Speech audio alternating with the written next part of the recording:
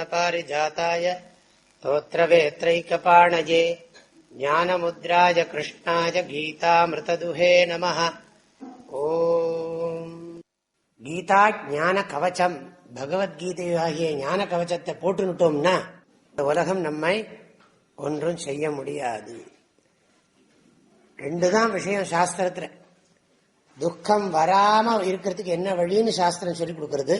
ஜென்மாந்தரங்கள்ல பண்ண புண்ணிய பாபத்தின் காரணமாக நமக்கு ஏதாவது சுகதுக்கம் வந்தா அதை தாங்கிக்கிற சக்தியும் கொடுக்கக்கூடிய ஆற்றல் நம்முடைய சாஸ்திரங்களுக்கெல்லாம் இருக்கு. சாஸ்திரம் சொல்லுகிறபடி வாழ்ந்தால் மன அமைதி கூடிக்கொண்டே போகும், சந்தேகமே கிடையாது. அதனாலதான் கீதையில அடிக்கடி கிருஷ்ணர் சந்தேகப்படாதே சந்தேகப்படாதே இது சத்தியம்ங்கிறார். அடுத்த ஸ்லோகம், கீதார்த்த ஸ்ரவணாசக்தா மகாபாபயுதோபி வா வைகுண்டம் சமவாப்னோதி விஷ்ணுனா சக மோதத்தே. ரொம்ப ஒரு காலத்துல மகாபாபி அல்ல, எல்லாம் அக்கிரமம் அதர்மங்கள்லாம் பண்ணியிருக்கான் பாபி. கீதையோட சம்பந்தம் வச்சுண்டு இந்த சாஸ்திரத்தை படிக்கிறான். அதனால என்ன, கீதா அர்த்த ஸ்ரவணாசக்தா, என்ன வார்த்தை பாருங்க. கீதா சாஸ்திரத்தோட அர்த்தத்தை கேட்கறதுல ரொம்ப ஈடுபாடு.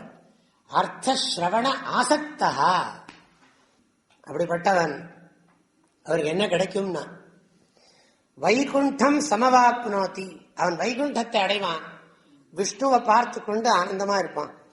விஷ்ணுனா சக மோதத்தே, ஆனந்தமான நாராயணனோட சேர்ந்து ஆனந்தமா இருப்பான். நீங்க ஏதோ வைகுண்டம் எங்கேயோ இருக்குன்னா நினைச்சுக்காதீங்க. அப்படி இருக்கலாம், இருந்தாலும் தப்பு இல்லை. ஆனா வைகுண்டம் இங்கேயே இருக்கும். வானோர்க்கும் உயர்ந்த உலகம்னார் திருவள்ளுவர். ஆக வானோர்க்கும் உயர்ந்த உலகத்துக்கு எப்ப வரும்னா அகங்காரம் மமகாரம் போயாச்சுன்னா இங்கேயே எல்லா லோகமும் வந்து விடுகிறது. நன்றாக சொல்லியிருக்கு. வைகுண்டம்னு சொன்னா பேலன்ஸ்டு மைண்டுன்னு அர்த்தம். விஷ்ணுன்னா பிரம்ம ஜானம்னு அர்த்தம். விஷ்ணுநாசக மோதத்தை இஸ் ஈக்குவல் டு பிரம்ம ஜானேன சமமனஸ்கோ பவதி. பிரம்ம ஜானத்தோட சமமான மனநிலை. சமமான மனநிலைன்னா என்ன அர்த்தம்? சுகே ராகா துக்கே துவேஷா, சுகத்துல விருப்பம் துக்கத்துல வெறுப்பு, இது ரெண்டும் இருக்காது. துக்கம் வந்தாலும் சரி சுகம் வந்தாலும் சரி இந்த ஞானத்தோட மனம் சமமாக இருக்கும் என்பது பொருள். மன அமைதியோடு இருப்பான். குண்டம்னா வளைஞ்சிருக்குன்னு அர்த்தம். விகுண்டம்னு சொன்னா வளைவில்லாததுன்னு அர்த்தம். வளைவற்ற மனநிலை அப்படின்னா அர்த்தம் இன்ப துன்பங்களை விரும்பி வெறுக்காத நிலை. நம்ம சிலதெல்லாம் நமக்கு டிஸ்டர்ப் பண்றது இல்லையா, அதெல்லாம் இருக்காது. இந்த உலகத்தை அப்படியே ஒத்துக்கும். கீதார்த்தம் தியாயதே நித்யம் கிருத்வா கர்மாணி பூரிஷः ஜீவன் முக்தஸ்ஸ விஜ்ஞேயः தேஹாந்தே பரமம் பதம். நிறைய ஒர்க்கோ ஒர்க்கு, பிஸியோ பிஸி. பூரிஷா கர்மாணி கிருத்வா நித்யம், நிறைய வேலை பண்றான்ப்பா, வேலை பண்றான் வேலை பண்றான் பண்ணிட்டே இருக்கான். ஆனா மனசுக்குள்ள என்ன ஓடின்னு இருக்குன்னா நித்தியம் கீதார்த்தம் தியாயதே. அப்ப நமக்கு இடையில எல்லாம் பகவத்கீதை ஓடிண்டே இருக்கும். சர்வேஷு காலேஷு மாம் அனுஸ்மர, எல்லா நேரமும் மனசுல ஒரு பக்கம் என்ன நினைச்சுட்டே இரு, வேலை பண்ணிட்டே இரு.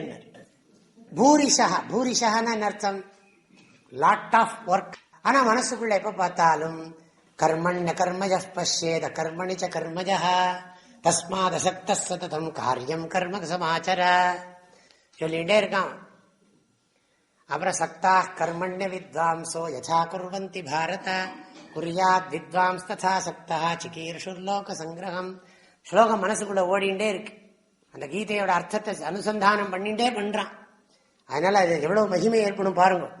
சஹா ஜீவன் முக்தா இது விசேஷேன ஜ்ஞேயா, அவனை நன்றாக அறிந்து கொள், அவன் ஜீவன் முக்தன். பிறகு அவன் விதேக முக்தியும் அடைகிறான். தேகாந்தே பரமம் பதம், இந்த சரீரத்தை விட்டுவிட்டு மறுபடியும் அவன் சரீரங்களை புகுவது கிடையாது. ஹரி ஓம்.